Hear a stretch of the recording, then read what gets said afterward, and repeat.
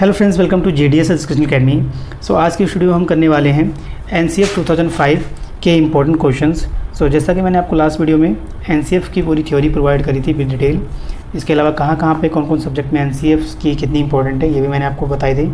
सो यहाँ से आपको डेफिनेटली 2 से 3 क्वेश्चन देखने को मिलेंगे आपके आर्मी पब्लिक स्कूल्स के एग्ज़ाम्स में। इसके साथ साथ अगर आप टीचिंग एग्ज़ाम्स की तैयारी कर रहे हैं तो आपके हर एग्ज़ाम में आपको NCF से 2 या 3 क्वेश्चन देखने को मिलेंगे ही मिलेंगे।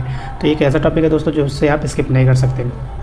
सो इस वीडियो को शुरू से लेकर अंत तक जरूर देखें। इसके अलावा जो लोग हमारे चैनल पर पहली बार आए हैं फ्रेंड्स, चैनल को सब्सक्राइब करके बेल आइकन को दबा लीजिएगा ताकि जैसे मैं नेक्स्ट वीडियो अपलोड करूँ आपका नोटिफिकेशन जल्द से जल्द आ जाए और आप उस वीडियो को देखकर अपनी तैयारी को इंप्रूव कर सकें।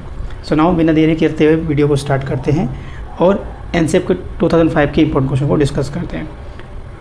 सो यहाँ पे पहला क्वेश्चन दिया गया है, राष्ट्रीय पाठ्यचर्या की रूपरेखा 2005 का उद्धरण निम्न में से किसके लिए हुआ है? सभ्यता और प्रगति के लिए, गीतांजलि के लिए, गोदान के लिए या विज्ञान के लिए? तो इसका जो करेक्ट आंसर हो जाएगा that is option number A will be correct, सभ्यता और प्रगति के लिए हुआ है। नेक्स्ट क्वेश्चन में सेकेंड है, राष्ट्रीय पाठ्यचर्या की रूपरेखा के दिशा निर्देश के अंतर्गत आता है ज्ञान को स्कूल के बाहरी जीवन से जोड़ना, पढ़ाई रटन प्रणाली से मुक्त हो, परीक्षा को अपेक्षाकृत सरल बनाना, उपरोक्त में से सभी। सो इसका जो करेक्ट आंसर हो जाएगा that is option number D will be correct, उपरोक्त सभी। नेक्स्ट क्वेश्चन है, राष्ट्रीय पाठ्यचर्या की रूपरेखा 2005 के मार्गदर्शक सिद्धांतों के विषय में सत्य कथन है।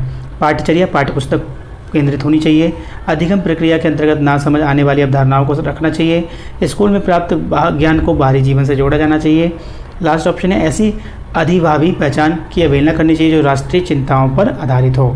सो इसका जो करेक्ट आंसर हो जाएगा that is option number third will be correct, school से प्राप्त ज्ञान को बाहरी जीवन से जोड़ा जाना चाहिए। नेक्स्ट क्वेश्चन है क्वेश्चन नंबर 4, NCF 2005 के अनुसार सीखना एक ज्ञान के निर्माण की प्रक्रिया है, ज्ञान अवरुद्ध करने की प्रक्रिया है, सीखना व्यक्ति विकास को प्रभावित करती है, उपरोक्त में से कोई नहीं।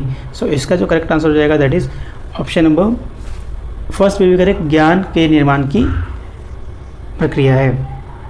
क्वेश्चन 5 है आपका, निम्नलिखित में से कौन सा उदाहरण बच्चों को पढ़ाई के दौरान सक्रिय रखता है? अन्वेषण करना, प्रश्न पूछना, वाद विवाद करना, विचारों की रचना करना। इसका जो ऑप्शन है A एवं बी एवं सी एवं डी या फिर ये सभी। सो 5 का जो करेक्ट आंसर हो जाएगा that is option number 4 will be correct, ये सभी। क्वेश्चन नंबर 6 है आपका, राष्ट्रीय पाठ्यचर्या की रूपरेखा 2005 के अनुसार बाल केंद्रित शिक्षा शास्त्र में शिक्षक को किस प्रकार नियोजित करने की आवश्यकता है? अभिरुचियों के अनुरूप, आर्थिक स्तर के अनुरूप, सामाजिक स्तर के अनुरूप, शारीरिक स्तर के अनुरूप। सो इसका जो करेक्ट आंसर हो जाएगा that is option number A will be correct, अभिरुचियों के अनुरूप। क्वेश्चन नंबर 7 है, बच्चों के शारीरिक एवं मनो सामाजिक विज्ञान के लिए निम्न में से क्या जरूरी है? योग, औपचारिक खेल, अनौपचारिक खेल, ये सभी। सो इसका जो करेक्ट आंसर हो जाएगा that is option number 4 will be correct, ये सभी। नेक्स्ट क्वेश्चन है क्वेश्चन नंबर 8, राष्ट्रीय पाठ्यचर्या की रूपरेखा 2005 के अनुसार कक्षा में शिक्षक की भूमिका होनी चाहिए उत्प्रेरक के रूप में, आदेशक के रूप में, एक नेता के रूप में, उपरोक्त में से कोई नहीं। सो इसका जो करेक्ट आंसर हो जाएगा that is option number A will be correct, एक उत्प्रेरक के रूप में। क्वेश्चन नंबर 9 है, राष्ट्रीय पाठ्यचर्या की रूपरेखा 2005 के अनुसार सत्य नहीं है सभी बच्चों में सीखने की क्षमता होती है, सभी बच्चे स्वभाव से सीखने हेतु प्रेरित रहते हैं, बच्चे व्यक्तिगत स्तर पर एक ही तरह से सीखते हैं, और फोर्थ जो है दैट इज स्कूल के भीतर व बाहर दोनों जगह सीखने की प्रक्रिया चलती रहती है। सो इसका जो करेक्ट आंसर हो जाएगा that is option number 3 will be correct, बच्चे व्यक्तिगत स्तर पर एक तरह से ही सीखते हैं। नेक्स्ट क्वेश्चन है क्वेश्चन नंबर 10, NCF 2005 के अनुसार भाषीय अल्पसंख्यक वाले वर्गों को बच्चों को शिक्षा किस भाषा में दी जानी चाहिए? उसकी मातृभाषा में, अंग्रेजी में, हिंदी में, इनमें से सभी। सो इसका जो करेक्ट आंसर हो जाएगा that is option number A will be correct, उनकी मातृभाषा में। क्वेश्चन 11, विवेचनात्मक शिक्षा शास्त्र खुले विमर्श और विविध दृष्टिकोण के माध्यम से लेने की प्रक्रिया को सरल बनाता है। सामूहिक निर्णय, एकल निर्णय, स्वयं निर्णय, इनमें से कोई नहीं। सो इसका जो करेक्ट आंसर हो जाएगा that is option number first will be correct, सामूहिक निर्णय। नेक्स्ट क्वेश्चन है क्वेश्चन नंबर 12, NCF 2005 की रूपरेखा के अनुसार बच्चों के आंकलन का सही तरीका है? वार्षिक परीक्षा है, दैनिक परीक्षा है, अर्धवार्षिक परीक्षा है, इनमें से कोई नहीं। सो इसका जो करेक्ट आंसर दैट इज हो जाएगा दैट इज दैनिक गतिविधियाँ। नेक्स्ट क्वेश्चन है, भीड़ भाड़ वाली कक्षाओं में अध्यापन की बात करना निरर्थक है। पिछड़े, सामान्य, कक्षा केंद्रित, सृजनशील। 13 का करेक्ट आंसर हो जाएगा option number 4 will be correct, सृजनशील। नेक्स्ट क्वेश्चन है क्वेश्चन नंबर 14, यदि बच्चे फेल होते हैं तो वे दर्शाते हैं अपनी असफलता को, स्कूल की असफलता को, समाज की असफलता को, परिवार की असफलता को। तो इसका करेक्ट आंसर हो जाएगा that is option number 2 will be correct, school की असफलता को। क्वेश्चन 15 है, राष्ट्रीय पाठ्यचर्या रूपरेखा 2005 के अनुसार गणित शिक्षण का लक्ष्य होना चाहिए तार्किक ढंग से सोचना, अमूर्तनाओं का निर्माण करना, संचालित करने की योग्यता का विकास करना, उपरोक्त में से सभी। सो इसका जो करेक्ट आंसर होगा that is option number 4 will be correct, उपरोक्त सभी। नेक्स्ट क्वेश्चन है क्वेश्चन नंबर 16, डैश की चिंताओं के प्रति जागरूकता को संपूर्ण स्कूली पाठ्यचर्या में व्याप्त होना चाहिए, गणित, पर्यावरण, भाषा एवं मातृभाषा।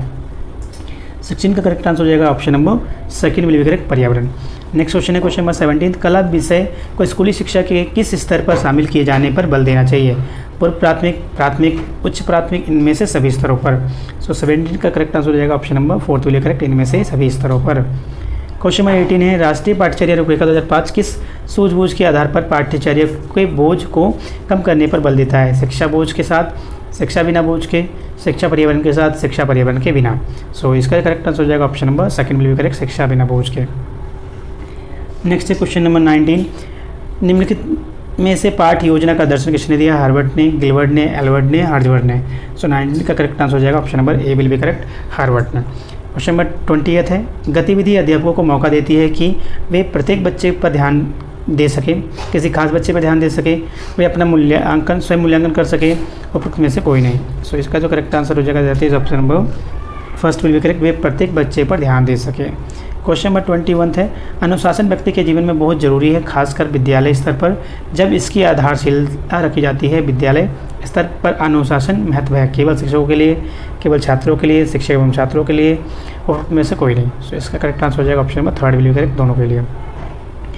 अब यहाँ से कुछ प्रीवियस क्वेश्चन देते हैं जो आया हुआ ऑलरेडी किसी न किसी एग्जाम में। सो क्वेश्चन नंबर है आपका 22, पाठ्यचर्या ऐसी हो जो पाठ्य पुस्तक के ज्ञान को पुनः प्रस्तुत करने के स्थान पर बच्चों को अपनी आवाज़ें पाने, कार्य करने के लिए अपनी जिज्ञासा का पोषण करने, प्रश्न पूछने एवं जांच पड़ताल करने तथा अपने अनुभवों को बांटने तथा विद्यालय के ज्ञान के साथ जोड़ने में सक्षम बनाए। NCF 2005 इस पृष्ठभूमि में एक शिक्षक को प्राथमिक भूमिका क्या होनी चाहिए। क्वेश्चन सीटेट सितंबर 2015 में आया हुआ है। इसका ऑप्शन है, बच्चों को उनकी अपनी समझ और अपने ज्ञान को साझा करने के लिए पर्याप्त अवसर देना चाहिए, बच्चों के अनुभवों को निरस्त कर पाठ्य पुस्तकों पर ध्यान केंद्रित करना चाहिए, पाठ्य पुस्तक के अध्यायों को क्रमवार पूरा कराना चाहिए, यह सुनिश्चित करना चाहिए कि शिक्षक अच्छे प्रश्न पूछे और शिक्षार्थी अपनी उत्तर पुस्तिका पर उत्तर लिखे। सो इसका करेक्ट आंसर हो जाएगा option number 1 will be correct, बच्चों को अपनी समझ और अपने ज्ञान को साझा करने के लिए पर्याप्त अवसर देना चाहिए। नेक्स्ट क्वेश्चन है क्वेश्चन नंबर 23, बाल केंद्रित शिक्षा शास्त्र का अर्थ है बच्चों के अनुभवों और उसकी आवाज़ को प्रमुखता देना, शिक्षक द्वारा बच्चों को आदेश देना कि क्या किया जाना चाहिए, या फिर निर्धारित सूचनाओं को अनुसरण करने में बच्चों को सक्षम बनाना, कक्षा में सारी बातें सीखने के लिए शिक्षक का आगे होना। सो 23 का जो correct answer that is option number 1 will be correct, बच्चों के अनुभवों एवं उसकी आवाज़ को प्रमुखता देना। नेक्स्ट क्वेश्चन है, शिक्षा के क्षेत्र में पाठ्यचर्या शब्दावली की ओर संकेत करता है। ये जून 2011 में आया सीटेट के एग्जाम में। ऑप्शन है आपके शिक्षण पद्धति एवं पढ़ाई जाने वाली विषय वस्तु, विद्यालय का संपूर्ण कार्यक्रम जिसमें विद्यार्थी प्रतिदिन अनुभव प्राप्त करता है, मूल्यांकन प्रक्रिया, कक्षा में प्रयुक्त की जाने वाली पाठ्य सामग्री। सो इसका करेक्ट आंसर हो जाएगा option number 2 will be correct, विद्यालय का संपूर्ण कार्यक्रम जिसमें विद्यार्थी प्रतिदिन अनुभव प्राप्त करता है। क्वेश्चन नंबर नेक्स्ट है, छोटे शिक्षार्थियों को कक्षा में समवयस्कों के साथ अंतः क्रिया करने के लिए प्रोत्साहित करना चाहिए, जिसमें पहला ऑप्शन है शिक्षक कक्षा को बेहतर तरीके से नियंत्रित कर सके, वे एक दूसरे को प्रश्नों के उत्तर सीख सकें, पाठ्यक्रम को बहुत जल्दी पूरा कर सके, वे पढ़ने के दौरान सामाजिक कौशल सीख सके। सो इसका करेक्ट आंसर हो जाएगा option number 4 will be correct. Next question है, NCF 2005 के अनुसार गलतियाँ इस कारण महत्वपूर्ण होती है, वे विद्यार्थियों को उत्तीर्ण एवं अनुत्तीर्ण समूह में वर्गीकृत करने के लिए एक महत्वपूर्ण उपकरण है।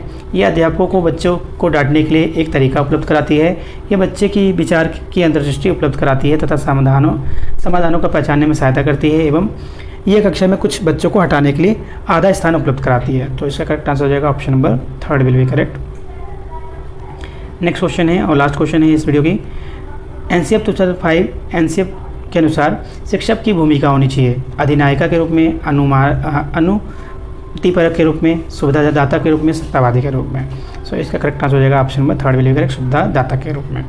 सो यहाँ पे हमने दोस्तों NCF के जितने भी क्वेश्चन इंपॉर्टेंट बनते हैं, मैंने कोशिश करी कि उन सारे क्वेश्चंस को मैं आप लोगों के पास लेके आऊँ, ताकि अगर यहाँ से कोई क्वेश्चन बनता है तो आप उन सारे क्वेश्चंस को आराम से कर सकें। सो अगर हमारा प्रयास ये अच्छा लगे फ्रेंड, तो हमारे चैनल को सब्सक्राइब कर लीजिएगा, बेल आइकन को दबा लीजिएगा। इसके अलावा वीडियो को लाइक ज़रूर कर दीजिएगा, क्योंकि आपके एक लाइक से ही मुझे मोटिवेशन मिलेगी और मैं आप लोगों के लिए और ज़्यादा वीडियो लाने की कोशिश करूँगा फ्रेंड। सो इस वीडियो में नहीं, थैंक यू सो मच, मिलता है नेक्स्ट वीडियो के साथ, तब तक के लिए good luck friend and all the best.